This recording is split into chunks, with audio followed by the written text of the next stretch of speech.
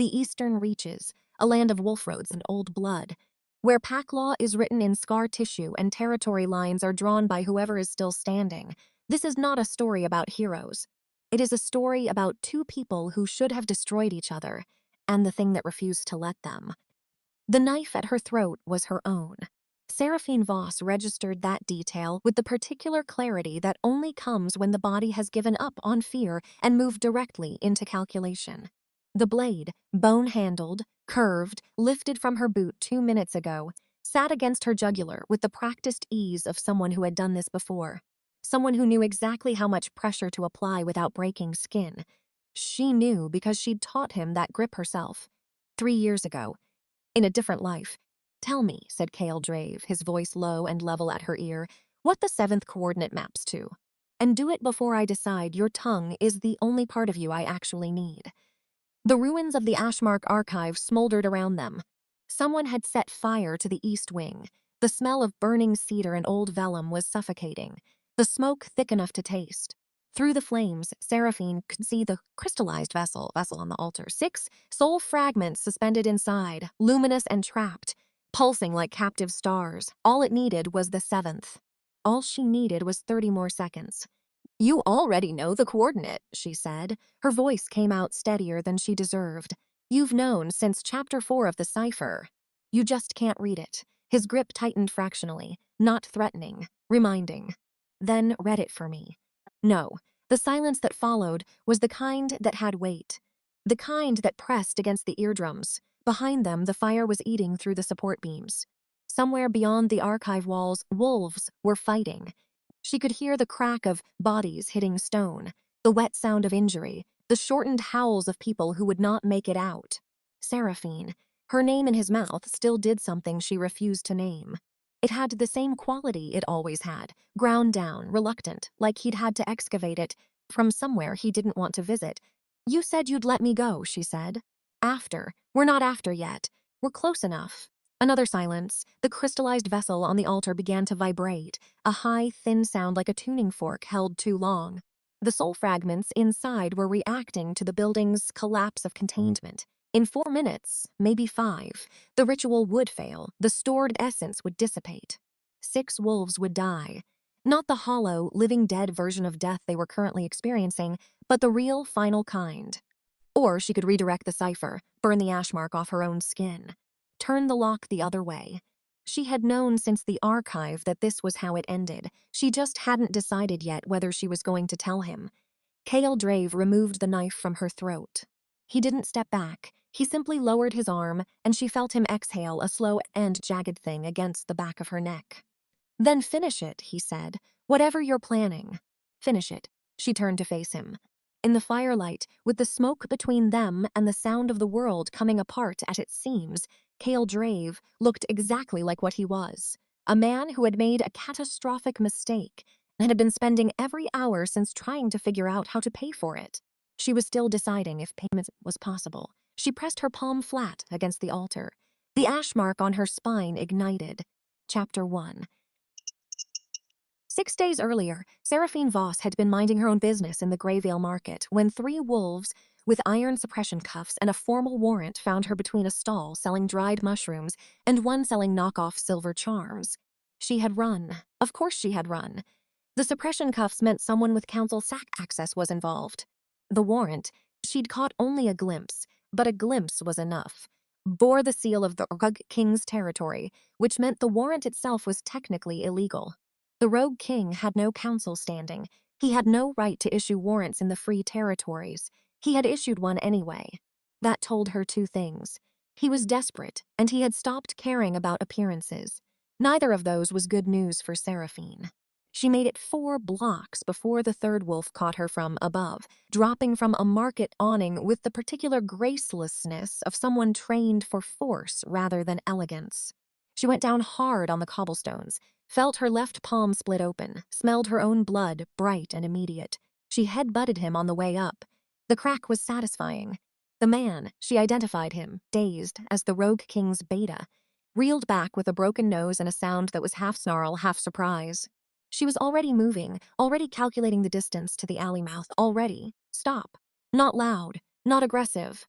The word landed with the particular gravity of a voice that had never had to raise itself to be obeyed. Kale Drave stepped out of the doorway directly in her path. He looked the same. Saraphene hated that he looked the same. She had constructed an internal portrait of him over 3 years, diminished, marked by what he'd done, visibly corroded by guilt, and the man in front of her refused to match it. He was still too large for spaces. Still that specific shade of controlled stillness that read, to the uninitiated, as calm and read, to anyone who knew him, as a coiled thing that had simply decided not to strike yet. The scar was new, a lateral line, right cheekbone, old enough to be silvered. She filed it away. "Saraphene Voss," he said. "Kale Drave." She kept her voice flat. "Your warrant is illegal. I know. Your beta's nose is broken." Kale glanced at Davin, who was bleeding onto his own collar with poorly contained fury. "I know that too." He looked back at her. "Come with me." "No. The warrant is a formality. A courtesy, actually." He paused. "The alternative is less courteous." She looked at the 2 wolves flanking him. Looked at Davin, who had recovered enough to be dangerous again. Looked at the iron suppression cuffs, which would dampen her shift and her bond senses both, and which meant that someone knew she had those things and wanted them neutralized. She looked at Kale Drave's face, which told her exactly nothing. "You have 6 hours," she said. "Whatever this is, you get 6 hours of my time. After that, I walk, and you don't follow." His expression didn't change. Agreed, he was lying, and they both knew it. But the lie gave her a framework to work within. Something she could use. Something she could hold him to later. It was the most power she was going to get out of this moment, so she took it.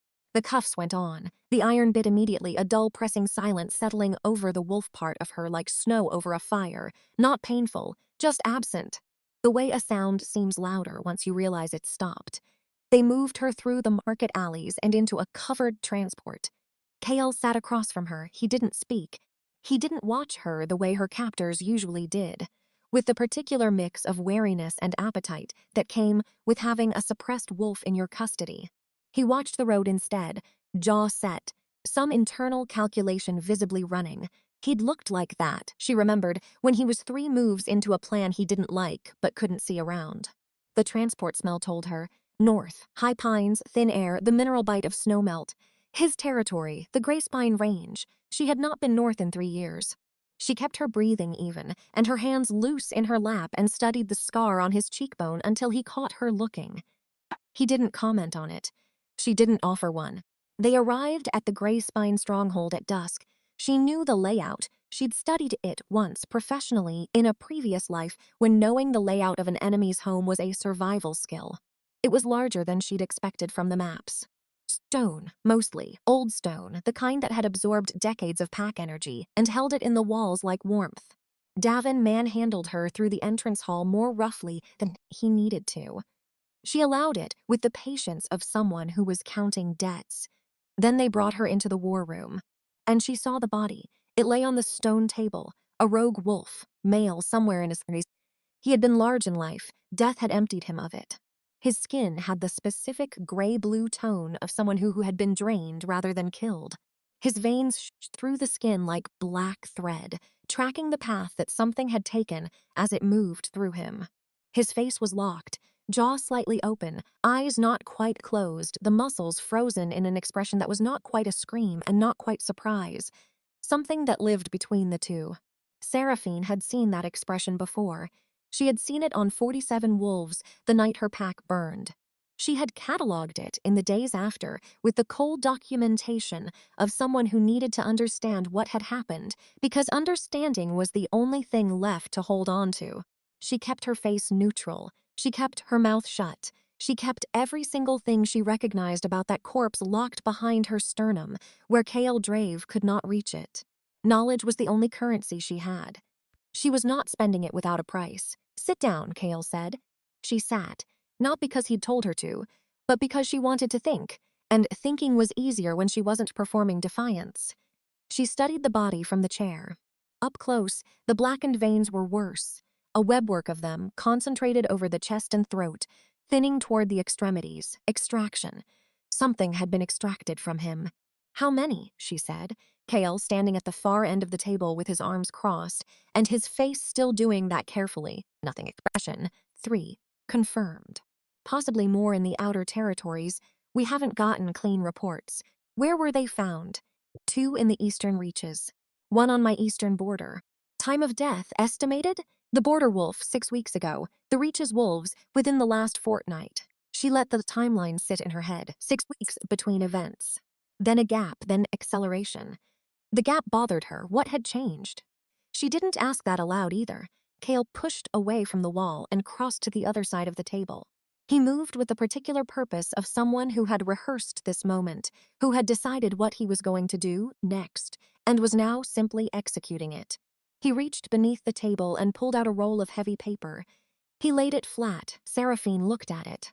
Something cold and immediate moved through her, a full-body response, the kind that bypassed the thinking brain and went directly to the base of the skull. She recognized the pattern on the paper, the rough charcoal lines of it, the inaccurate angles, the way whoever had drawn it had worked from memory rather than direct observation. It was a copy of the ash mark, her ash mark, the one burned across her left shoulder blade and down the left side of her spine in the shape of a branching cipher that she had spent 3 years learning to read. The copy was wrong in a dozen small ways, wrong enough to be useless for the ritual purposes she suspected, right enough to confirm that whoever had made it had seen the original. Recently, and at close range, someone had been studying her skin. The realization settled over her like cold water. Where did you get this? Her voice, to her satisfaction, remained level. Kale met her eyes across the table. It was found on the first body, he said, tucked inside his coat. Whoever killed him had been carrying a rendering of the ash mark.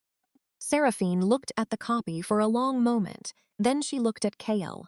You pulled me out of Greyvale for this, among other reasons. What other reasons? He held her gaze. The coordinates on the original ash mark, he said. I need to know what they map to. All of them. She said nothing, and you're the only person alive who can read them. She said nothing. Saraphene. 6 hours, she said quietly. That was the deal. Chapter 2. They gave her a room. Functional, stone walls, one window that looked out over the Greyspine Valley. She counted potential exits.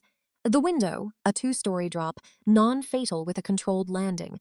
The door, heavy, currently unlocked, but the corridor beyond had 2 guards, and a ventilation shaft in the ceiling that was too narrow for a grown adult, but that she examined anyway, because thoroughness was a survival habit. The suppression cuffs stayed on, both of them. At some point past midnight, Davin brought her food, bread, hard cheese, an apple that had seen better days. He set it down without looking at her directly and left without speaking. His nose was spectacularly purple. She found this deeply satisfying. Kale came himself an hour later. He didn't knock. He also didn't treat the door as if entering without permission was a statement of power. He simply came in, assessed the room with a glance the way he assessed everything, and sat in the chair across from her small table. Eat something, he said. I'm not hungry. You haven't eaten since before Greyvale. Following me long? Long enough. He leaned forward, elbows on his knees. In the lamplight, he looked tired. Not physically, but the specific weariness that came from carrying something you didn't know how to put down. I'm going to remove one of the cuffs, so you can use your hands properly. How generous. Don't read generosity into it. I need your hands functional. She extended her right wrist. He reached forward to work the cuff mechanism, iron catch, a specific rotation, and his fingers brushed the inside of her wrist. It was less than a second of contact. The mate bond didn't care. It detonated between them like a dropped match in a dry field. Heat, immediate and indiscriminate, flooding up her arm and across her chest and down to the base of her stomach. A wave of recognition so physical it was nearly nauseating. Not attraction, exactly, though that was present ruthlessly, but recognition. The wolf part of her, even suppressed, identified him with total certainty mate. She felt him go absolutely still. She catalogued her own response with the same clinical remove she applied to everything. Breathing elevated, pupils likely dilated, a faint tremor in her left hand that she controlled immediately. He had felt it too. She could tell by the particular quality of his stillness, which was different from his usual controlled stillness. This was stunned stillness, the kind that preceded a decision. He set the open cuff on the table between them. Neither of them acknowledged what had just happened. Saraphene picked up the piece of bread and ate. It gave her something to do with her hands and her eyes. After a moment, Kale settled back in the chair, and the conversation resumed on the surface, where they had both tacitly agreed to keep it. The blackened veins, she said. I know what that is. She felt his attention sharpen without him moving. It's a soul drain. She kept her voice even. Informational. A forbidden extraction ritual. The Inquisitor's archive at the Council has 3 references to it. Suppressed references, technically, but they exist. It pulls a wolf's essence out through the blood, not the shift, not the bond. The essence itself. The thing that makes a wolf, wolf. What would someone do with extracted essence? Depends on how much of it they collected and what anchor system they were using. She looked up at him. Which is why you need the cypher. You think someone is using the Ashark coordinates as ritual anchor sites. I think it's a strong possibility, yes. She set down the bread. It's not a possibility. It's certain. The Ashark is a territorial cipher, a map of old wolf roads encoded in spatial coordinates. If someone knows how to use those coordinates as anchor points for a soul drain ritual, they can set up extraction sites at each location simultaneously. She paused. How many anchor points do you think there are? Based on the deaths so far? 7, she said. The Ashark has 7 primary coordinates, 7 locations. 3 wolves are dead. She met his eyes. That means 4 sites are still active. The room was quiet for a moment. Outside the window, wind moved through the high pines with a sound like distant water. What happens if all 7 are completed? Kale asked. She had been hoping he wouldn't ask that yet. The 7 extracted essences are combined, she said carefully, in a focal vessel. The combined essence, anchored through the cipher's full activation, creates a territorial claim. An old, unbreakable kind. Not council law, pre-council. The cipher rewrites territorial boundaries at a fundamental level. Whoever holds the vessel holds dominion over every pack the cipher covers. The entire eastern reaches. Yes, he absorbed this with the quality of a man who had suspected it and is finding confirmation considerably worse than suspicion. His jaw set. One hand, resting on his knee, closed briefly into a fist and then released. I have 47 wolves in the eastern reaches, he said. Rogues, mostly. People the packs pushed out. They came to me because there was nowhere else. She didn't say anything. She was aware. She had always been aware. It was a fact she neither valued nor dismissed. That Kale Drave's kingdom of rogues was the closest thing to a sanctuary the eastern reaches had for wolves the system had discarded. She was also aware that he had, 3 years ago, ordered the burning of her pack. She held both of those facts at the same time. They had not yet resolved themselves into a coherent feeling, and she did not force them to. How much of the Ashark can you read? Kale asked. All of it. All 7 coordinates? Yes, then I know what you need. She looked at him steadily. The question is what I get for it. The negotiation, when it came, was brief and clean. She had no patience for theater, and he appeared, to her grudging acknowledgement, to have none either. She laid out her terms. Full information exchange, no further suppression cuffs after tonight, and a blood oath guarantee of freedom when the threat was contained. He listened without interrupting. He agreed without bargaining. The blood oath surprised her. It was an old wolf law mechanism, not legally binding under the council system, but binding in every way that mattered to pack wolves. It cost him something to offer it, and they both knew it. She filed that detail away. She did not examine what it meant. She gave him the first 3 coordinates. She kept the last 4. Leverage was leverage. The 4th coordinate, she said, as he was preparing to leave. I'll give it to you in the morning after I've had sleep. But I'll tell you this, it's in a populated area. A village. Whatever is happening there, someone should get there before the next anchor is activated. Kale paused at the door. Which village? Harrow's Bend, Southern Reaches. She looked at him. Marin's Bend, some people still call it. Old name. She watched him process the geographic information. She did not tell him yet that Harrow's Bend was where her mother lived. She did not tell him yet that Marin's Bend was named for the aunt she had buried 3 years ago. She went to sleep with the ash mark burning faintly against her spine. Not painfully, more like a low light, like something that was listening. She was not sure she wanted to know what it was listening for. In the morning, Kale came back early, before she expected him. He had the maps spread on the war room table, proper cartographic ones, not the crude charcoal copy. He had his second, a quiet woman named Lyra, running geographic overlays. Harrow's Bend, he said when she came in. 4th anchor point. You said populated. Around 300 people, mixed wolf and human. Small market community. She crossed to the table and looked at the map. Someone had already marked the first 3 coordinates with small iron pins. She found the 4th point and touched it. Here, we can have scouts there by this evening. It'll be too late. He looked up. The escalation pattern, she said. 6 weeks between the first and second death, 2 weeks between the second and third. The interval is compressing. Whoever is doing this is accelerating the timeline. She met his eyes. By this evening, the 4th anchor may already be activated. Kale straightened. Then we leave now. I'm going with you. You're a prisoner. You removed one of my cuffs. You made a blood oath of freedom. The legal architecture of my prisoner status is getting a little thin, don't you think?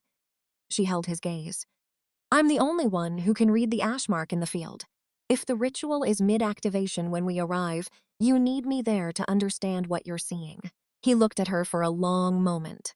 Then, get your boots. They rode hard, 4 of them, hell, Saraphene, Lyra, and one other wolf named Crest, who didn't speak much and seemed to have been selected specifically for his ability to maintain a ground-eating pace without complaint. The terrain shifted as they moved south, high pines giving way to mixed forest, the air warming by degrees, the snow smell fading. Saraphene rode close enough to Kale to talk without shouting over the hoofbeats. The mate bond made the proximity complicated, a persistent hum, low and demanding, that she had to consciously route around whenever she wanted to think clearly. She was managing it, barely. She catalogued the signs as they rode, the blackened veins she'd seen on the body. She'd seen them before. She'd seen them on 47 wolves. She had spent 3 years not telling anyone what they meant, because the 2 people she might have told were dead, and the institutions she might have told were the same institutions that had declared her pack's destruction a legal territorial correction, and moved on. She could feel Kale, peripherally, through the residual pressure of the bond. His worry had a particular texture, directional. He wasn't worried about the ritual in the abstract. He was worried about specific people, the rogues in the eastern reaches, his 47 wolves. She did not want to find that humanizing. They arrived at Harrow's Bend just after midday. The village was quiet, not peaceful quiet, but wrong quiet, the kind that pressed against the ears. They found the market square empty. A cart stood abandoned mid-unload, produce still in the crates. Somewhere a door was open and banging irregularly in the wind. Lyra scented the air and went gray. The body was in the mill house. A woman, late 20s, lying on her side in the door threshold with that same locked expression. The not-quite scream that Saraphene recognized from her nightmares. The blackened veins. The hollow, emptied quality of the skin, but she was breathing. Saraphene went to her knees beside the woman immediately. Pulse, present, very faint. Pupils, unresponsive. Skin temperature, wrong in a specific way, too even, all warmth distributed uniformly instead of concentrating at the core the way wolf biology did. She's alive, Saraphene said. The extraction is incomplete. Something interrupted it. What interrupted it? Kale asked from behind her. She looked at the woman's wrist. There was a mark there, not a wound, more like a ring of discoloration, the diameter of a containment vessel. Something pulled her back. Maybe the ritual failed mid-execution. Maybe. She stopped. The woman's lips were moving. Saraphene leaned closer. The woman's eyes didn't open, but the lips continued, a thin, damaged whisper that required significant effort to produce. Saraphene had to drop her ear almost to the woman's mouth to hear it. When she sat up, her face was very still. What did she say? Kale asked. Saraphene looked at him. Across the distance between them, with the mate bond doing its unreasonable, insistent thing, and the smell of the interrupted ritual still hanging in the millhouse air, she told him what she'd heard. She said a name. Whose? Saraphene Voss. The silence that fell was absolute. My aunt, Saraphene said, who has been dead for 3 years. Chapter 3. They stabilized the woman. Kale's wolves had rudimentary knowledge of post-ritual care, enough to keep her breathing and warm, and sent Crest back to the stronghold for a healer while Saraphene stood outside the millhouse and thought. Saraphene Voss, her mother's sister, a scholar, someone who had spent her adult life in the old wolf law archives, studying pre-council territorial mechanisms, documenting the kind of knowledge that the council had spent 200 years quietly burying. Marin had been at the pack compound the night of the burning. Her body had been found in the archive room. There had been a formal identification, a burial, a small ceremony. Saraphene had attended the ceremony. She had stood at an empty grave and said the words. She pressed her thumb into the split on her left palm, the one that had opened on the Greyvale cobblestones. The pain was precise and useful. It kept the inside of her skull from going white. Kale came out of the mill house and stood beside her, not close enough to trigger the bond, carefully calibrated. She noted the calibration. Saraphene Voss was your pack's archivist, he said. Yes. Was she involved in the original Ashmark? The initial binding? I don't know. That was a lie. Partial, but a lie. Saraphene, I know what I know, she said. I'll tell you what's useful when it's useful. That's how this works. He didn't push. That surprised her. She had braced for pressure, for the particular entitled impatience of alphas who were accustomed to information arriving on their schedule. Instead, he said, all right. She looked at him sideways. All right? You have reasons for what you share and when. I don't have to agree with those reasons to work within them. He paused. Blood oath doesn't just bind you. It binds me too, I'm aware of that. She turned that over. He was not, she decided, performing reasonableness. He was simply being it. Which was, somehow, worse than if he'd been performing it. Because performance she could dismiss. I'll cooperate more fully, she said. If you tell me something first. What? Why you burned the Voss pack? The air between them became very still. It was not a topic she had ever expected to raise directly. She had imagined it, obliquely, in the abstract, the version of this conversation that happened in her head at 3 a.m., where she said all the things she would never actually say. She had not planned to say it now. She had said it anyway. Kale was quiet for long enough that she thought he might refuse. Then, I was given intelligence that the Voss pack was hosting a council faction that planned to use the Ashmark against the rogues, that they had the cypher and were in the process of activating it. The source was, he stopped, reconstructed something. The source was someone I trusted, someone who had never been wrong before. Who? Davin, his beta. The man with the broken nose, who had been with him for 6 years. Saraphene looked out over the empty village square. The intelligence was false, Kale said. It came out like a statement of criminal fact, not self-exculpatory, not decorated with context, just the bare and ugly thing. I know that now. I knew it within weeks of the burning, when nothing that was supposed to be at the compound was found there. I began my own investigation. He paused. It took a long time to find you. You hid well. I was motivated, yes. Another pause, heavier. I should not have moved without independent verification. 47 wolves in the eastern reaches depend on my judgment. I let urgency override process. People died because I was wrong. He said it without flinching, without the softening qualifiers she might have expected. No, but the circumstances were complex. No, I couldn't have known.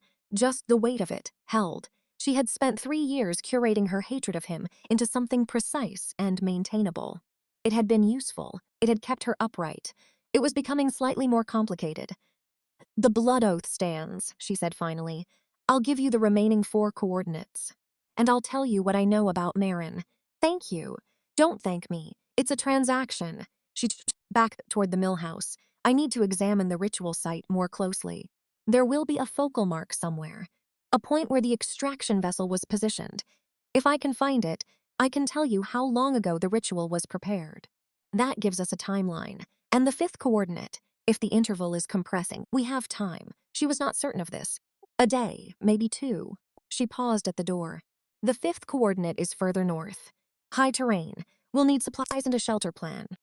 I'll have Lyra arrange it. She went inside. She found the focal mark, a circular burn on the floorboards, roughly a foot in diameter, centered with the precision of deliberate placement.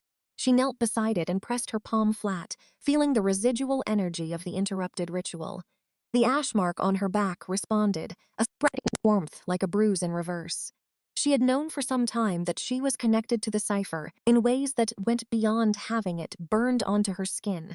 She had known, in a formless, unexamined way, that the connection was foundational rather than incidental. She had not known yet what that meant. The 5th coordinate burned in her memory. And the 6th, and the 7th.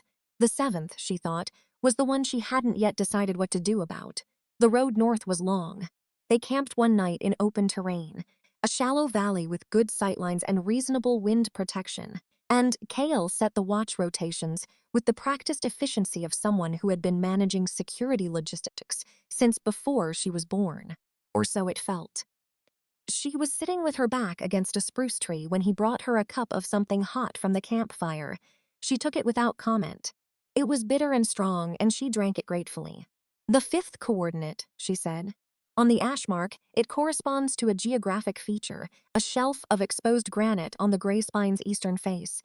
There used to be a wolf road there, old enough that it doesn't appear on modern maps. I know it, Kale said. He settled nearby, not next to her, more across, maintaining the calibrated distance that both of them had wordlessly agreed on. There's a shelter on the approach, Hunter's Cache. It'll hold 4 wolves if needed. Good. If the weather turns, we'll need it. It'll turn. He said it, with the certainties of someone who knew his territory in his bones. 2 days out, there's a pressure system moving in from the north. The scouts flagged it yesterday morning. She looked at him. You watch weather patterns for the whole Greyspine. For the territory, yes, it affects patrol schedules, supply runs, medical evacuations from the outer camps. You run a tight operation for a king of rogues. His mouth moved, not quite a smile, but adjacent to one. Rogues need more structure, not less. They come from places where the structure failed them. The last thing they need is me running a loose camp. She turned her cup in her hands. The fire was low, orange-red, and the sky above the valley was very clear and very dark and full of the kind of stars that only appeared far from packlight. You said 47, she said. In the eastern reaches. Yes, how many in total your territory? 212 at last count. That changes. People come and go, find pack situations that work better, or find that the Greyspine doesn't suit them, Sim. I don't hold anyone. He paused. I never hold anyone. She did not ask why not. She did not need to. 212 wolves who had been pushed out, cast off, declared excess. 212 people who had found their way to a king who technically had no standing to rule anything and who ran a weather watch schedule for their safety. 3 years ago, she had thought she knew exactly what Kale Drave was. She was becoming less sure. She finished her cup and handed it back. Their fingers didn't touch this time. She noted the care he'd taken to ensure that and said nothing about it. Chapter 4. The pressure system arrived 12 hours ahead of schedule. Saraphene had lived long enough in varied terrain to recognize the shift from incoming weather to this is now a crisis at the moment it happened. Wind direction reversing without warning, temperature dropping 8 degrees in 20 minutes, and then the snow. Not the gentle, descending kind, but the horizontal kind. The kind that makes orientation impossible past 20 feet. They made the Hunter's Cache in 4 minutes of hard working. All 4 of them. Wolf instinct overriding the deliberate restraint of the previous days. Inside was exactly as described. Stone floor, low ceiling, dry wood stacked against one wall, a door that sealed against weather if you weighted it with the iron bar across the bottom. Lyra and Crest took the interior corners. Kale and Saraphene took the remaining wall. The fire was small. The chimney hole in the ceiling was just large enough to vent it. The shelter ran to maybe 8 feet by 10. The temperature outside within an hour was doing something deeply inhospitable. The suppression cuff on her remaining wrist was conducting cold. Conducting it with enthusiasm. The ironed drawing temperature from the air with a specific intensity that was working its way into her bloodstream. Wolf physiology could sustain this. They were built for northern conditions, but suppressed wolf physiology was a different matter. The cuff was not designed for extended exposure. It was not designed to be comfortable. She didn't say anything. She pressed her wrist against her thigh, under the sleeve, and managed. Kale noticed at the 1 hour mark. She wasn't sure how. She had been careful about the arm, about her posture, about not telegraphing it, but he looked at her with a specific quality of attention, and then said quietly, "The cuff! It's fine. It's conducting. I know what it's doing." He held out his hand. "Give me your wrist." Kale, a dead prisoner is useless. He met her eyes. You know the phrase. She gave him her wrist. He worked the mechanism, not the same as the first cuff removal. More careful. His thumb positioned to avoid contact with her skin directly, she noted, which she appreciated and resented, in equal measure. The cuff came free, and he tucked it into his pack. "Thank you," she said. "Don't read generosity. Into it. Yes, you said." She flexed her fingers, feeling the warmth return by degrees. You're very committed to the fiction of pure transactionalism. He didn't respond. He also didn't move further away than he already was, which wasn't far, given the dimensions of the space. They sat in the particular silence of a blizzard, which was not actually silent, but a kind of overwhelming ambient sound. The wind a continuous white noise that paradoxically made the interior very quiet. Lyra and Crest were asleep within the hour. Combat-trained wolves learned to sleep in bad conditions. It was a skill of necessity. "Tell me about the Ashmark binding," Kale said, quietly. Under the storm sound, she considered it. "What do you want to know? How it was done? Why it was done on you specifically?" She had spent 3 years not talking about this. Not because it was secret. Well, partly because it was secret, but because she had no one to talk to who would understand what it meant. The people who had context were dead or absent. "When I was 3 years old," she said, "someone performed a binding ritual that encoded the Ashmark cipher onto my spine. I was unconscious. I have no memory of it. I know it happened because I grew up with the marks and because I spent 6 years learning to read them." She paused. "I assumed it was my grandmother's doing. She was the pack's ritual specialist. She died when I was 8. But now you think differently." The whisper in the mill house. The dead woman said Marin's name, and Marin was the pack's archivist. She had access to Priest Council's ritual knowledge that our ritual specialist didn't. If anyone in the pack understood the binding technology well enough to execute it, it was your aunt. Yes. She pulled her knees up and rested her arms across them, which means she either did it to protect me or did it to use me. I spent the last 6 hours deciding which, and I haven't decided. The fire shifted. The chimney vented a current of smoke that briefly stung the eyes before the draft corrected itself. If the binding was protective, Kale said, what was it protecting against? The ritual itself. If the cipher is a lock, if it was designed to contain the soul drain rather than enable it, then the binding on my skin is the lock set. You can't activate the ritual without the cipher. But you also can't invert the cipher, turn it from lock into key, without access to the vessel the lock is bound to. You, me. He was quiet for a moment. She felt him working through it. The tactical mind that she had always known he had, even 3 years ago when she'd only known him by reputation. Following the logic chain. Someone inverted the cipher, he said. Turned the lock into a key. To do that they needed access to the binding. To me, or to recent material from me, she looked at her own hands. Blood, most likely. The binding is blood anchored. When were you last? I have no idea.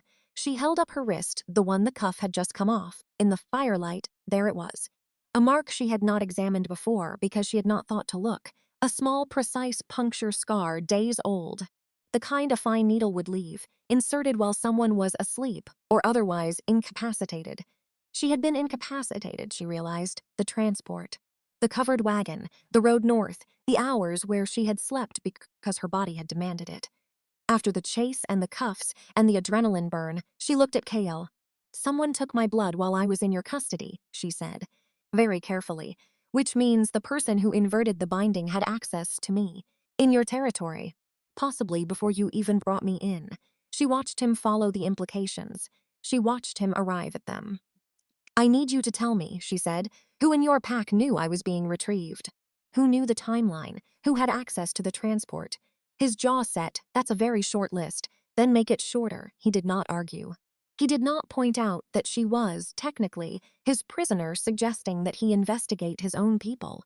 He simply began thinking through it, right there, in the cold and the firelight and the storm sound. She sat beside him and watched him do it and felt, against every rational intention, something she was not ready to name begin to shift. She found the marks on the shelter wall at dawn, when the storm had thinned to a manageable howl and the light was gray and flat and even. She had woken early, wolf instinct, some subliminal threat sense she had not been able to trace, and moved to the door to check the weather, and the marks were right there. Eye level. Cut into the stone with something fine-edged and deliberate.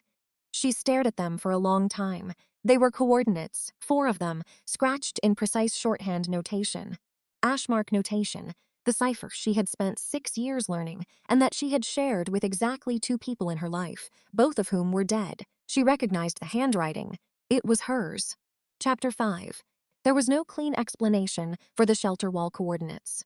She had been through the possibilities before the others woke up, Sleepwalking? She did not sleepwalk. Some kind of episode. She had no history of episodes. Someone else who wrote in her precise Ashmark notation, 2 dead people, neither of them here. She arrived, finally and unwillingly, at the possibility she liked least. That the Ashmark was doing something through her that she was not consciously initiating. The binding was not passive. She had always known this. The way it burned near ritual sites, the way it responded to the dead woman in the mill house. But writing coordinates on walls without conscious knowledge was a considerable escalation from warm feelings when near ritual activity. She said nothing about it to the others. She photographed the coordinates in her memory, cross-referenced them against the cipher, and moved on. The 5th anchor site was 6 hours' travel from the cache. She took point on the approach, naturally, without discussion, and found that Kale fell in behind her, without making it obvious that he was following rather than leading. Lyra noticed. She caught the look Lyra threw at her alpha and filed it away. The site was an exposed granite shelf, exactly as she'd described.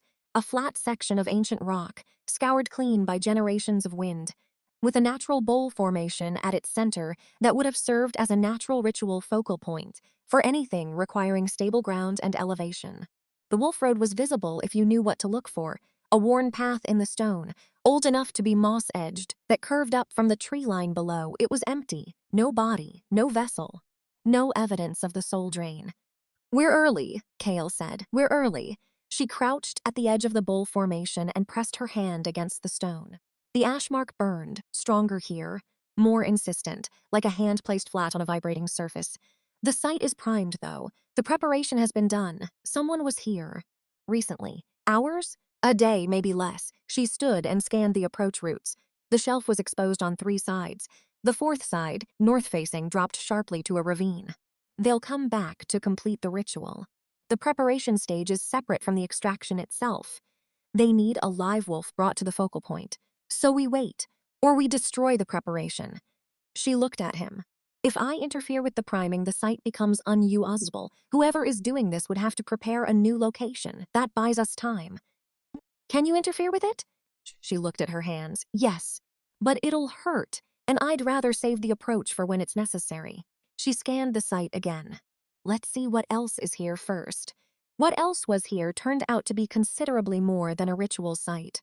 Below the shelf, concealed beneath a natural overhang that she found by following the faint burn trail of the Ashmark toward its source, was a buried archive. Not a cache, not a Wolf Road marker. An archive, properly constructed, stone-sealed, designed for preservation, decades old at minimum. The entrance was a square cut in the rock face, about 2 feet by 3, sealed with a fitted stone panel that had been engineered to look like natural geology until you were close enough to see the tool marks. Kale saw it at the same moment she did. "Yours?" he asked. "I've never been here before." She approached the entrance and crouched, examining the stone panel. But the notation on the seal, she leaned closer. This is Ashmark notation, old style. Pre-simplification, which puts it at least 60 years back. Can you open it? The seal is blood-keyed. She pressed her palm against it.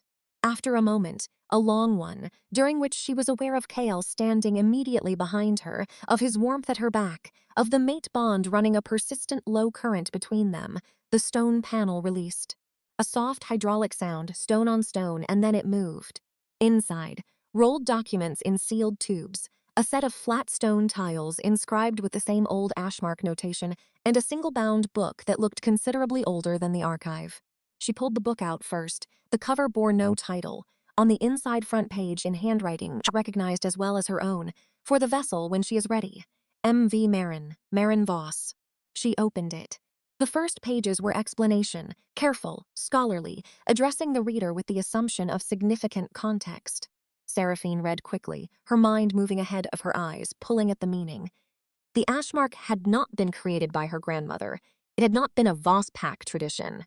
It was older than the Voss pack, older than the current council structure, a pre-council protective mechanism designed by a coalition of wolf scholars at the time the soul drain ritual was first developed, a lock against a key, exactly as she had theorized.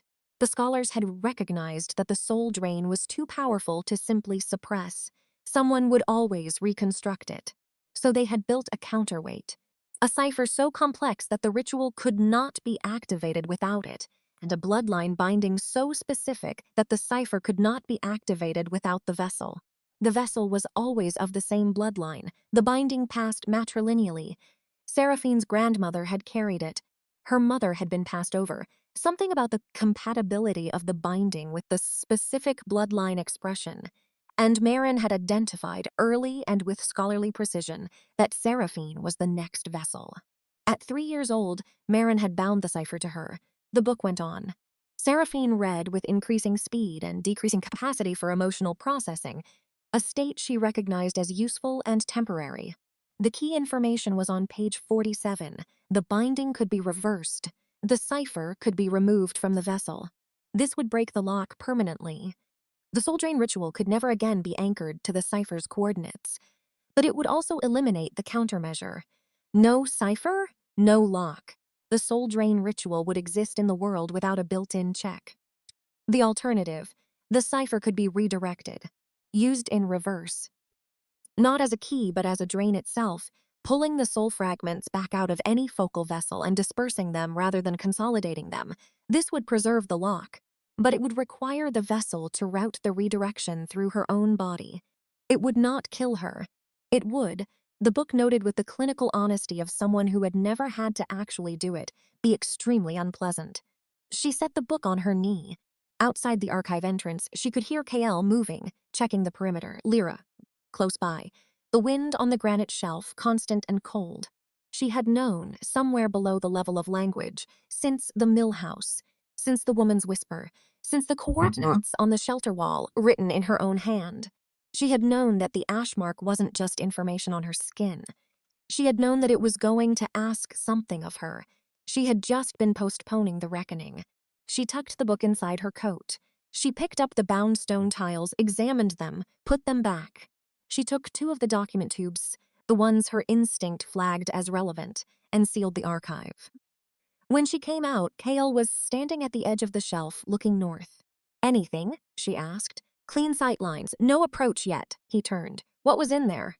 "A lot." She met his eyes. "I'll tell you the parts that are immediately tactically relevant. The rest I need to." She stopped, reconsidered. "I'll tell you all of it, eventually. Just not right now, while we're in an exposed position on a ritual site." He didn't push. "Fair enough." She went to stand beside him and looked north. The ravine below was deep and shadowed. The sky above was the specific gray-white of post-storm air. "The 5th site is primed," she said. "We should interfere with it before we leave. It'll slow them down." "Do it. It's going to hurt," she reminded him. "You said that already." "I'm saying it again so you don't." She stopped. So he didn't what? React? He was not the kind of man who reacted visibly. She had established this. Never mind. She went back to the bowl formation, knelt at the focal point, and placed both palms flat on the stone. The ash mark detonated. It lasted about 40 seconds. It felt considerably longer. When it was over, the priming on the 5th site was destroyed. She could feel the absence where the ritual energy had been. A smooth blankness in the stone. Her hands had stopped shaking by the time Kale reached her, which was good because she did not want him to see them shake. He crouched in front of her. He was close enough that the bond registered it, warmth, insistence, that relentless recognition, but his expression was focused rather than tense. "How bad?" he said. "Manageable." He looked at her hands. Something moved through his face that wasn't quite readable. Then he reached into his pack and produced a folded cloth, shook it out, pressed it gently around her palms. The cloth was warm from his body heat. She let him. That was, she acknowledged privately, a significant concession. He said nothing. She said nothing. The wind moved over the granite shelf, and below them the ravine held its deep and indifferent shadow, and Lyra and Crest maintained their discreet distance with the practiced tact of people who had worked closely with Kale Drave long enough to know when he needed space. The 5th anchor was destroyed. 3 remained. And somewhere in the network of these events, her aunt, who was supposedly dead, was alive and apparently running an archive in the Greyspine. And one of Kyle's most trusted people had taken her blood in her sleep. The 2 facts were connected. She was becoming increasingly certain of how. Chapter 6, she told him on the road back. Not everything. The parts that were immediately relevant. The bloodline binding, the vessel history, The fact that the cipher was a lock rather than a key, and the fact that someone had inverted it. She told him what the inversion required, recent blood specific to the vessel, and she watched him follow the logic to its conclusion. Davin, he said, quiet and flat. He had access to me in the transport, she said. He was managing the custody arrangement. He would have had windows. It's not conclusive. No. But it fits. What fits better is that whoever is behind this knew about the retrieval before I moved on it.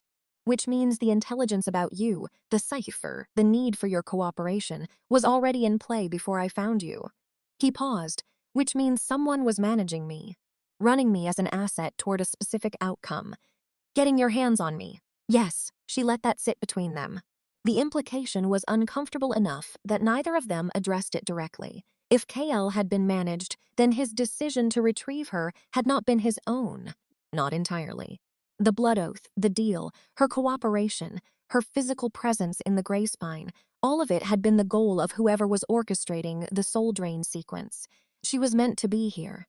The thought made her skin prickle. We need to find Marin, she said. If she's alive and in my territory, I'll handle it. She looked ahead at the tree line. Let me handle it. If she's alive, she's afraid. She won't talk to you. She might talk to me. He was quiet for a moment, then, I'll have Lyra run a search through the outer settlements.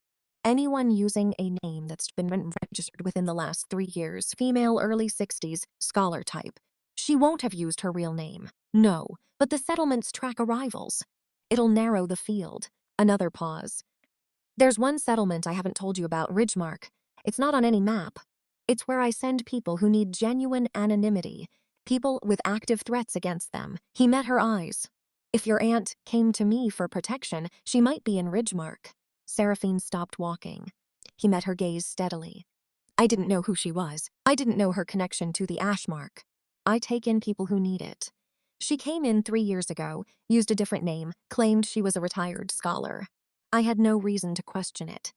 You've been sheltering my aunt, Saraphene said slowly, for 3 years, while I thought she was dead. It appears so, yes. She absorbed this. It did not make her feel simple things. Take me to Ridgemark, she said. Ridgemark was exactly as described.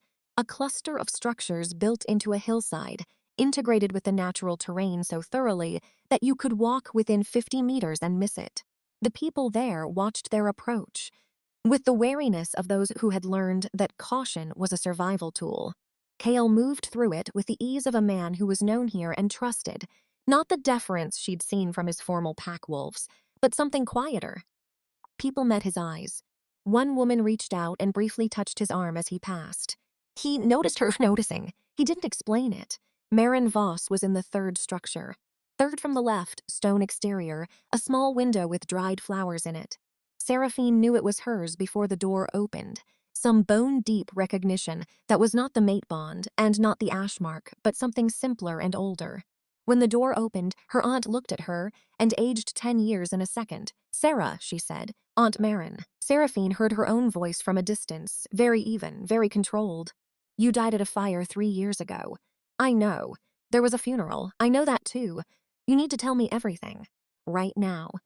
Inside, with Kale standing at the window, watching the perimeter, giving them space, doing both simultaneously in that way he had of occupying multiple functional roles at once, Marin told her.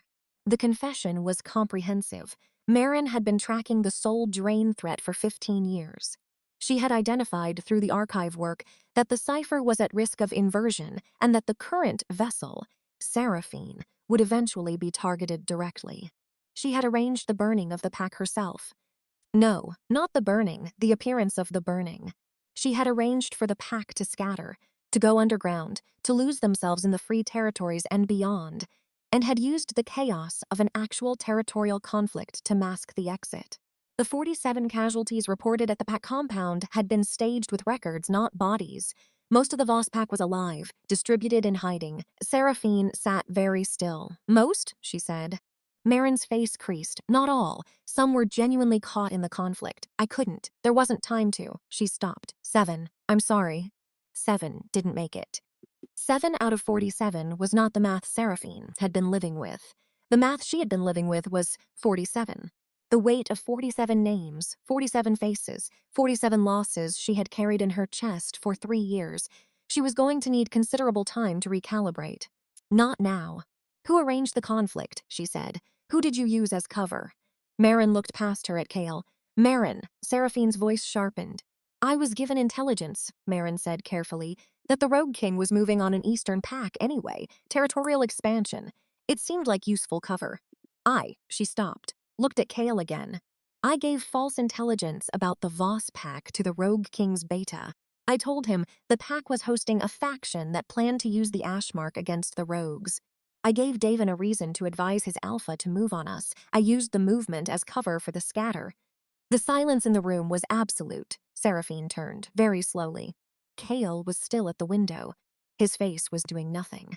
That particular controlled nothing that she had learned over the past days meant something was happening underneath that he was actively containing. Davin fed you the intelligence, he said, to Marin. But the source of the intelligence was you. Yes! Marin's voice was barely above a whisper. I'm sorry. I didn't predict. You predicted the movement perfectly, Kale said. His voice was very flat. You predicted it because you created the reason for it. You used my pack as an instrument, and you used your own niece's home as a stage set. He paused. And 7 people died. Yes, the bond fired between Kale and Saraphene. Not romantic heat this time, but something more complex. Shared anger. The particular experience of 2 people being furious at the same third party, their fury overlapping and temporarily creating the sensation of being on the same side. It was so vivid that Saraphene felt her own breath stagger. Kale felt it too. She knew some by the way he went briefly still. Then he said, tell us about the inversion. Who inverted the cypher? Who is running the soul drain sequence? Marin closed her eyes. A Council Arbiter. Her name is Thessaly. She has been building toward this for 20 years. Longer, possibly. She's had agents in every major pack territory. She identified the cypher 15 years ago and has been working toward accessing the vessel ever since. She opened her eyes. I tried to keep Saraphene hidden. I kept moving the archive. I used Ridgemark as a safe house for the pack members I could reach. She looked at Saraphene. I was trying to protect you. I know that doesn't. It doesn't, Saraphene agreed. But we can discuss that later, she stood. Right now I need to know, how recently did Thessaly get access to my blood? And what she can do with it? Marin looked at her wrist. The needle scar. Recent enough, she said. The inversion would have activated within days of the sample. The anchor sites are primed. 2 are primed. We destroyed the 5th. Marin stared. She can read the cipher, Kale said, fluently. Something in his voice when he said it. She decided not to examine that. Then you have time, Marin said, but not much. Thessaly knows you're here. She'll accelerate. She paused. And she doesn't need all 7 anchor sites. She has 6 soul fragments already. Saraphene went cold. The whisper in the mill house, she said. The woman who was half drained. You said she was mid-extraction when it was interrupted. She looked at her aunt. There were 3 bodies confirmed, plus the mill house which was interrupted. She counted backward. 6 sites already active. 6 souls. The 7th, Marin said softly, isn't a site. Saraphene already knew what her aunt was going to say. She said it anyway. The 7th is you. Chapter 7, Davin was in the Greyspine stronghold when they returned. In his own quarters, apparently unconcerned, which told Saraphene something about the quality of his confidence. Kale dismissed Lyra and Crest with a quiet economy of instruction, and then went to his beta's door himself.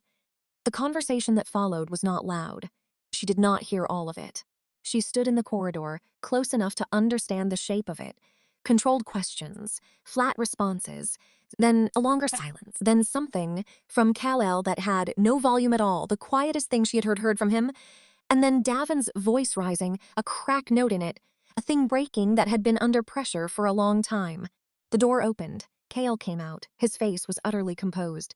Call the inner circle, he said to Lyra, who had materialized at the end of the corridor with the reliability of someone who had spent years reading the difference between I need a moment and this is operational.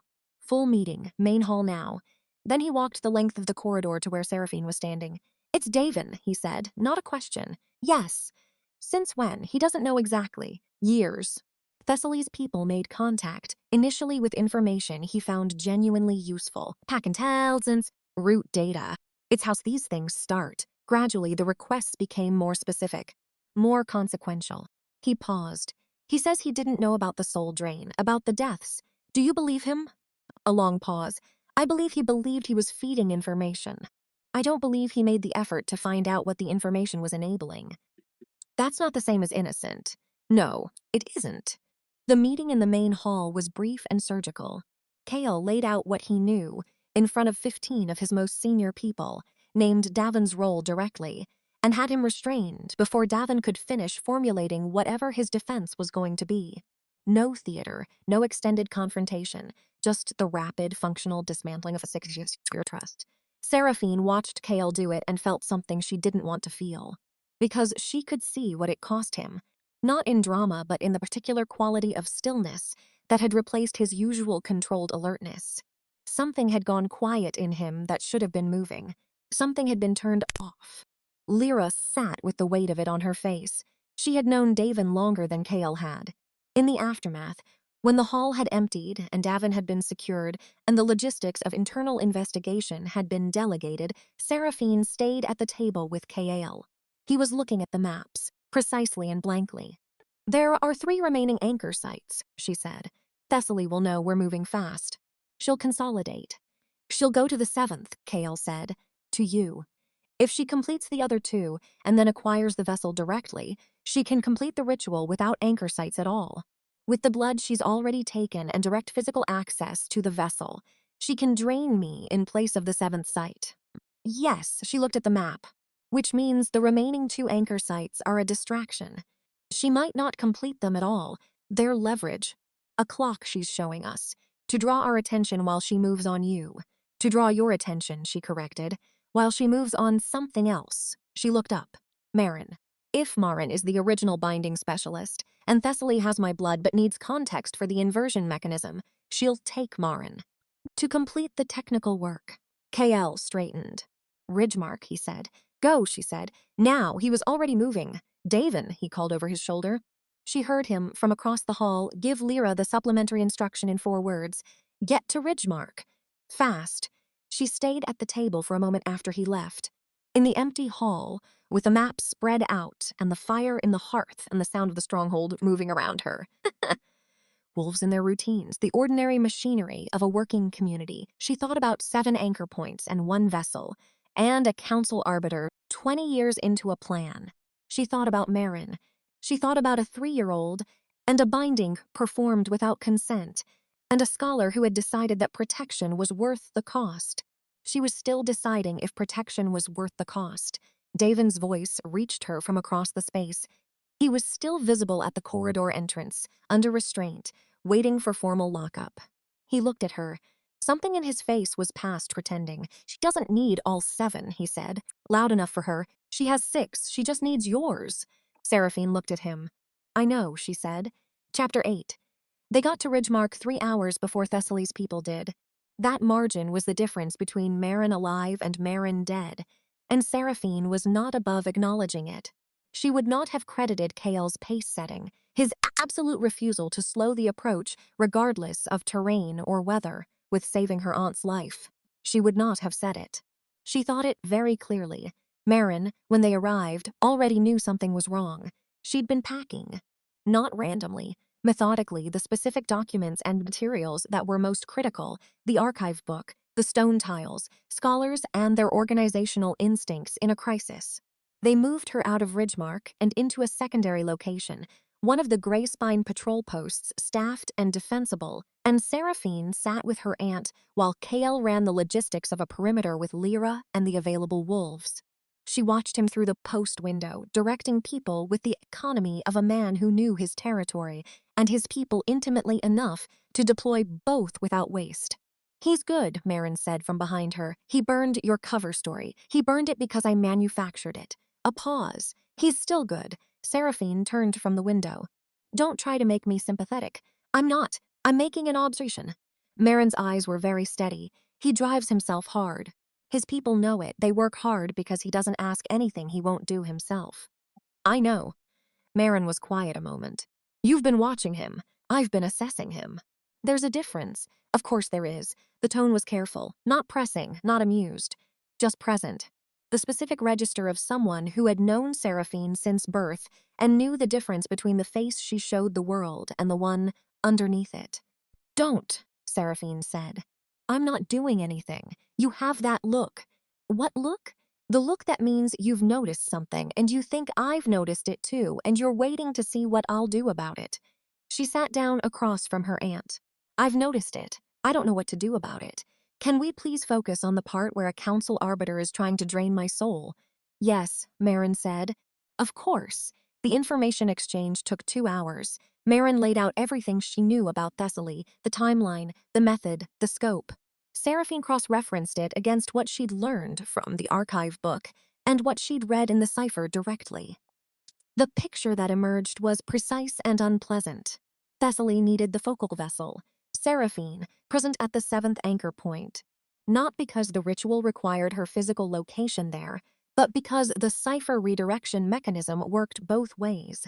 If Seraphine went to the 7th coordinate and the ash mark recognized it as the final anchor, the binding would activate automatically.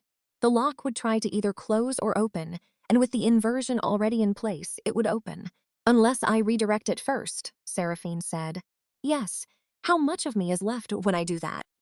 Marin's expression was the expression of a scholar delivering an honest assessment they wished they could soften. "All of you, but none of the cypher. The binding separates cleanly. It was designed to be removable without harm to the vessel. Physically, you'd be fine." She paused. "The marks disappear. The connection disappears.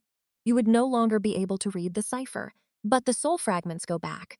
If the redirection is complete, yes, all 6 of them, dispersed back into the reaches. The wolves don't recover their full essence. Some diminishment is permanent in a long extraction case, but they survive, properly. And the lock? Preserved. Without the vessel binding, the lock functions passively. No one can activate the soul ritual using the cypher, because the cypher is no longer anchored in anything accessible. It's effectively decommissioned." Seraphine looked at her hands. The skin of her left shoulder was warm, the familiar warmth of the ash mark, responding to proximity to all this discussion of its own mechanics. Alive in a way that was slightly eerie. She had carried this for 28 years, since before she could speak. It had shaped the way she moved through the world, cautious, self-contained, always aware of the thing on her back, always half-turned toward the weight of it. She was not sure, if she was honest with herself, who she was without it. She was going to find out. "I need to get to the original compound," she said. "The Voss pack ruins. The 7th coordinate is there. I know. Thessaly will know too. Yes, can we get there before her? With a day's hard travel and assuming she hasn't already moved." Marin hesitated. "There's something else. About the 7th site. When you do the redirection, the door opened." Kale came in with the particular controlled urgency that meant operational development. Not crisis, but moving quickly. He looked between them. Thessaly moved on 2 of her own operatives in the Northern Territory. She's cutting her network, consolidating. "She's headed for the compound," Seraphine said. "I know." He met her eyes. "We need to leave in the next hour." "I know." She stood. "There's something else you need to know before we go." "Tell me on the road." "Now. It needs to be now." He held still, listening. "The redirection," she said. "It will work. It will save the 6 souls and close the cypher. But it has to be initiated at the 7th coordinate." She paused. "By me, directly. And if Thessaly gets there first, she'll be waiting." Another pause. "I need you to take the information about the redirection mechanism to the Council." He was quiet for a moment. "The Council has no jurisdiction in my territory," he said. "I know, but they have jurisdiction over Thessaly. If you go to them with what we have, the evidence, the locations, the soul drain sequence, Davin's testimony, they'll have grounds to move on her." She held his gaze. "It'll buy me time to reach the compound. I can get you there faster. You'll get yourself stripped of the rogue king status for making an unsubstantiated claim against an arbiter. Going directly to the Council without going through proper channels, I know what it costs." "Kale, I know," he said again, quiet and final. "Get Marin to the patrol post with Lyra. I'll take the Council approach." He paused. "You said an hour, give or take." He nodded and left. She watched him go. Marin, behind her, said nothing, which was, in its own way, louder than anything she could have said. Seraphine did not know, not exactly, not in the way she usually required of herself or acknowledging something, what it meant that he had agreed. That without argument, without negotiating the terms, he had looked at the cost and said, fine. She knew it meant something. She knew what it was adjacent to. She was not yet ready to say it. She had a compound to reach. She had a redirection to perform. There would be time after, or there would not be time, and that would be a different problem. She picked up her coat and walked out into the cold. Chapter 9. The Voss compound ruins smelled the same. She had expected change, 3 years of weather and abandonment, but the smell was almost exactly as she remembered. Pine resin, old stone, a faint mineral scent from the stream that ran below the eastern wall. The absence of wolf smell was the only difference. That particular warm, layered scent of a living pack community, gone. She arrived at dusk. The compound was not empty. Thessaly was already there. The Arbiter was smaller than Saraphene had imagined. A woman in her 60s, composed and watchful, with the specific physical authority of someone who had spent decades in council chambers and had never once needed to raise her voice to be obeyed. She stood in the archive room, what had been the archive room before the fire, with 6 of her operatives arranged at the perimeter in her hands. The crystallized focal vessel, luminous, pulsing. 6 soul fragments trapped inside, each one the condensed essence of a living wolf. Marin was on the floor beside the altar. Alive, Saraphene checked first, immediately, hands bound, face composed with the particular composure of someone who has decided that fear is not useful. Saraphene Voss, Thessaly said. You made good time, Thessaly. She didn't move from the doorway, calculating 6 operatives, none of them immediately positioned for a threat response. Thessaly herself, holding the vessel, which made her both the highest value target and the most dangerous one, dropped the vessel and the soul fragments destabilize. Nice archive. What's left of it? Your aunt has been helpful, reluctantly, but still. Thessaly tilted the vessel slightly, watching the light move through it. I've spent 20 years building toward this.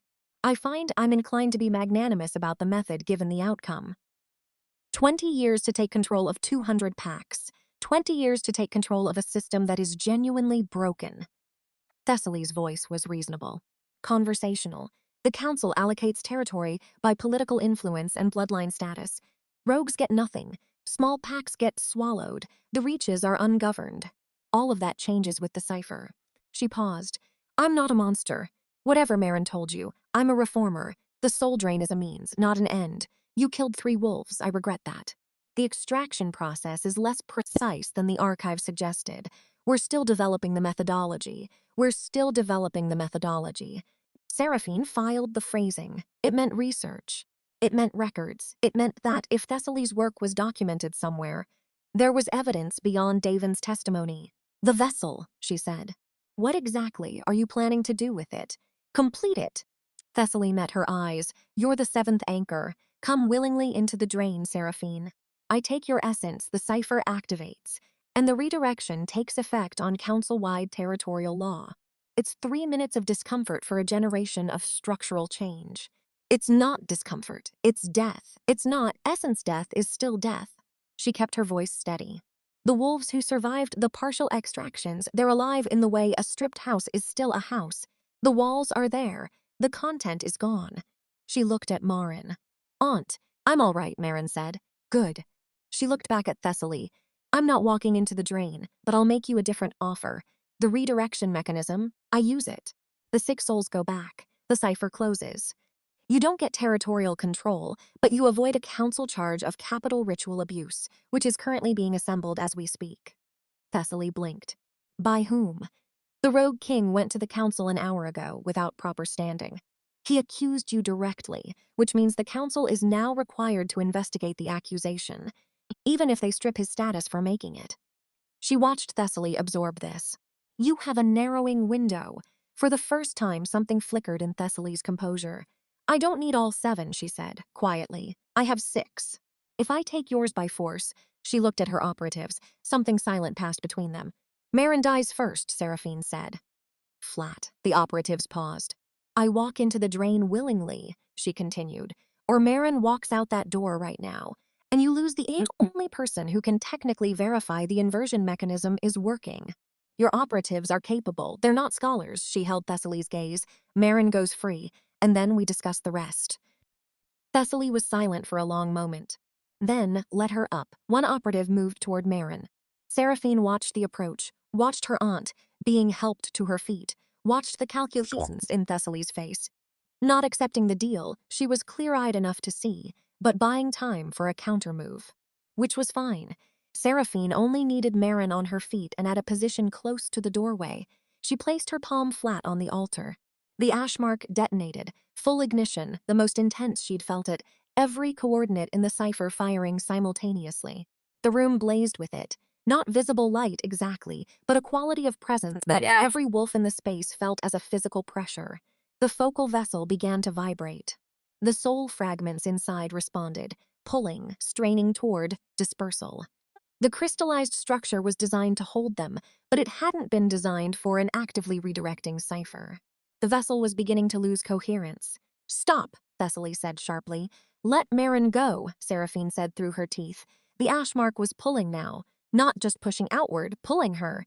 The redirection mechanism was working in both directions, and the deeper she pushed it, the stronger the backlash became.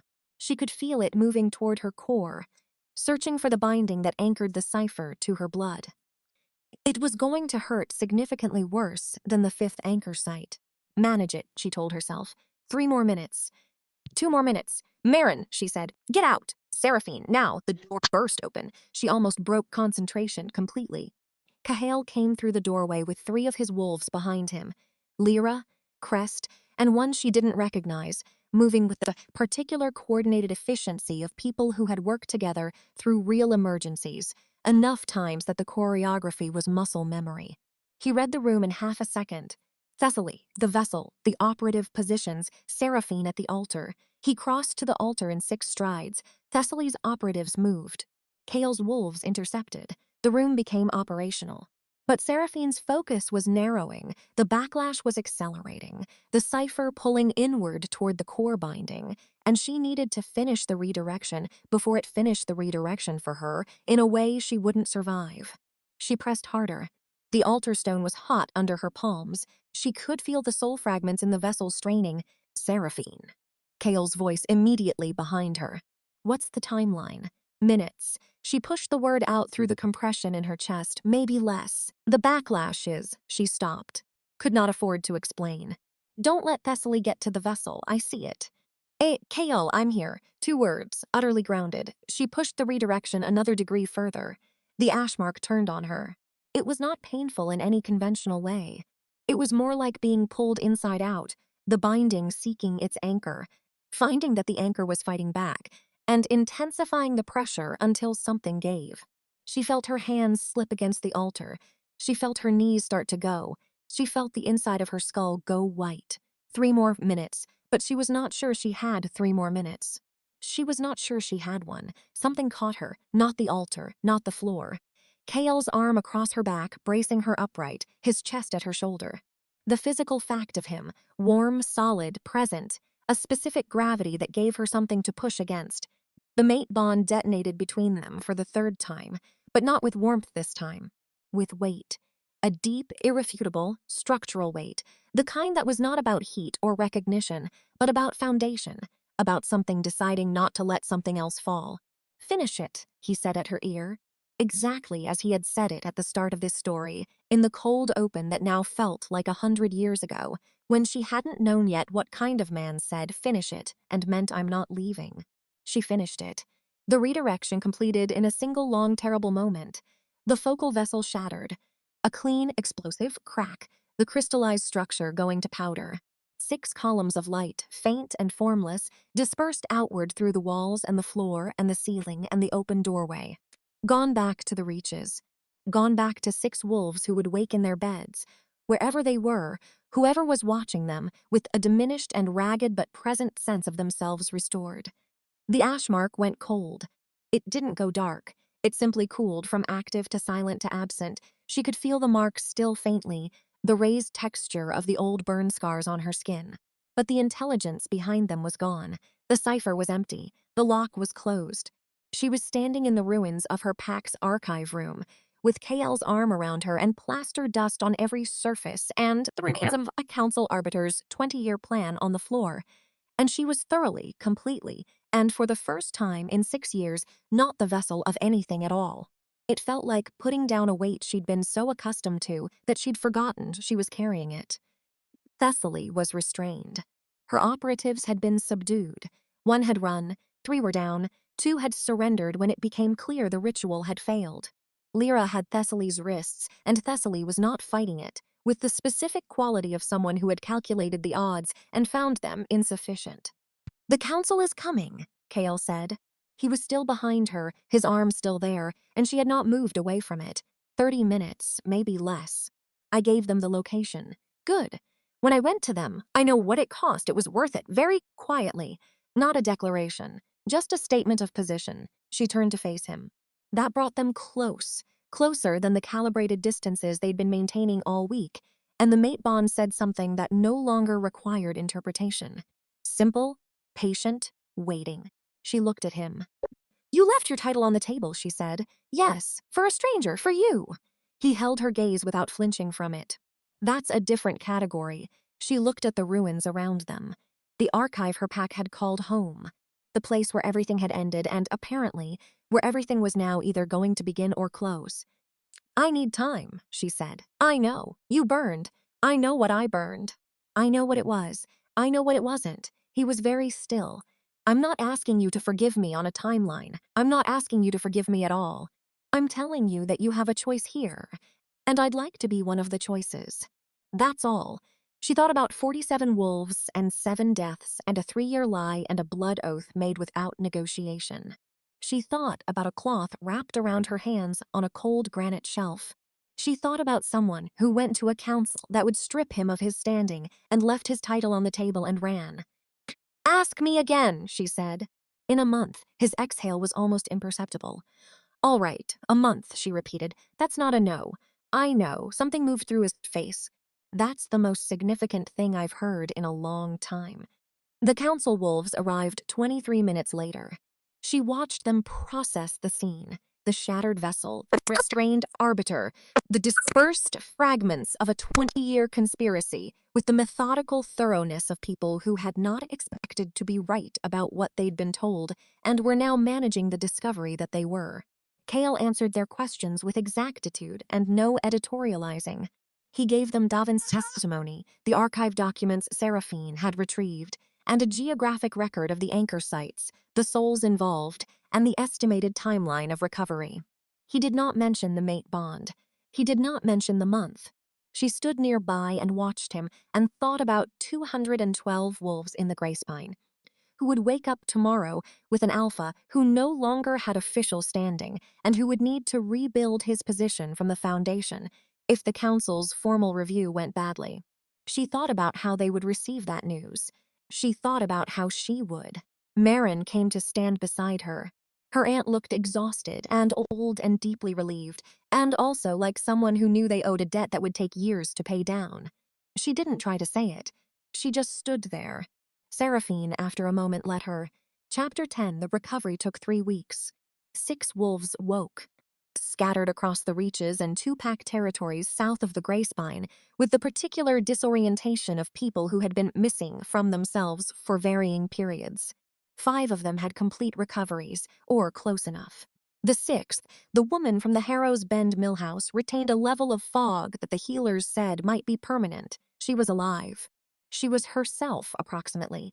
The healers called it a reasonable outcome, given the duration of the extraction. Saraphene visited her twice. She didn't know why exactly. She sat with her and talked about nothing important, about the weather, about the mill, and the woman would sometimes respond and sometimes looked at her with a searching quality, as if she was trying to find something she knew should be there. On the 2nd visit, the woman said, "Thank you." Small and precise. Not a declaration. Just the thing. Saraphene drove back to the Greyspine in the gray morning light and thought about costs. The council's formal review of Kale's standing took 11 days. She followed it from a distance. Through Lyra, who had accepted her presence in the stronghold's outer quarters without making it a statement, and through the administrative communications that moved through the territory's settlement network. The review was contentious. The accusation against Thessaly had been unsubstantiated when made and had subsequently proved accurate in every detail, which put the council in the uncomfortable position of deciding whether to penalize an alpha whose illegal action had been both unlawful and correct. They compromised. They always compromised. Kale retained standing with conditions. Formal integration of the Greyspine territory into the council's administrative framework, which meant that his 212 wolves now had council protections for the first time. It also meant his position was subject to council oversight, which he would find restrictive in ways that would take years to work through. He accepted the terms. She heard that he accepted them without counter-negotiation, which was not how he operated unless he'd already decided the outcome was acceptable. On the 21st day, she went to find him. He was in the outer yard, the space between the stronghold and the first line of the pines, where the settlement wolves had cleared enough ground for basic exercise and training. He was working with a young wolf she didn't recognize, correcting grip on a practice form. Not demonstrating the right way with the entitled brevity of a pack alpha who expected imitation. Actually teaching, stopping, explaining, demonstrating, waiting. She watched him for a moment. He registered her presence. She saw the slight shift in his shoulder, but he didn't stop what he was doing until the drill was complete. The young wolf went back inside. Kale turned. 21 days, he said. Close enough to a month. Close enough. He met her eyes. The morning light was flat and clear, and it left nothing to work with, optically. No shadows to misread, no ambiguity in the angle. Just him looking at her with the same quality he had when he was looking at a plan he didn't entirely like but couldn't see around. She walked toward him. He didn't move. She stopped an arm's length away. The mate bond was what it always was. Present, patient, unreasonable. She had stopped trying to route around it 3 days ago. There was, she'd concluded, no routing around something that was a fundamental property of your own biology. You could acknowledge it without being ruled by it. That distinction felt important. I have no cypher, she said. I know. I have no pack, no standing, no rank, she paused. I have my mother, who is in Harrow's Bend and fine, and Marin, who owes me 3 years of explanation and will spend the rest of her natural life attempting to provide it. And I have the fact that most of the Voss wolves are alive somewhere and someone should probably find them. I have resources, he said. People who know how to find people who don't want to be found. I know you do. She looked at him steadily. And you have 212 wolves who are now under council review and need someone to manage the administrative transition, which will be bureaucratic in ways that are going to be genuinely annoying. Yes, and you have no beta, provisionally. Lyra is capable. She is. She'd also rather be running field operations than sitting in administrative meetings. She paused. I'm not offering to be your beta. That's a different conversation. What are you offering? She looked around. The yard, the pines, the gray morning sky over the Greyspine peaks. The settlement sounds from within the stronghold walls. People beginning their day. The smell of a fire being built, something being cooked, the low background noise of a community that was not perfect, but was functional and was trying.